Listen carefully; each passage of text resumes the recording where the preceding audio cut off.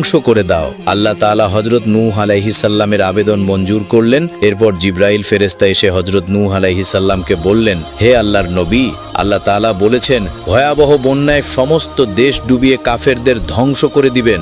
আপনি বিশাল একখানা জাহাজ তৈরি করুন, সেটিতে আপনার ঈমানদার উম্মতদের তুলে নেবেন, সেই সঙ্গে সকল পশু পাখির এক এক জোড়া করে এবং সকল উদ্ভিদের বীজ ও চারাগাছ জাহাজে তুলে নেবেন। কেননা যারা জাহাজে থাকবে শুধু তারাই রক্ষা পাবে, বাকি সকলেই ধ্বংস হবে। এই বলে জিবরাইল আলাইহিস সালাম চলে গেলেন। এইদিকে নূহ আলাইহিস সালাম আল্লাহ তাআলার তরফ থেকে জাহাজ তৈরি করার নির্দেশ পেয়ে হয়রান হয়ে গেলেন এবং তিনি চতুর্দিকে ছোটাছুটি করতে আরম্ভ করলেন। কোনো লোকজন, কোনো প্রয়োজনীয় মালপত্র, কোনো কিছুই তার জোগাড় নেই। তবুও আল্লাহ তাআলার নির্দেশ যথাসত্তর কার্যকরী করতে হবে। তাই তিনি তার কয়েকজন অনুসারীদের কাছে গেলেন এবং তাদেরকে বললেন, আল্লাহ তাআলা আমাকে জাহাজ বানানোর আদেশ দিয়েছেন, তাই কি করব কিছুই ভেবে পাচ্ছি না। তোমরা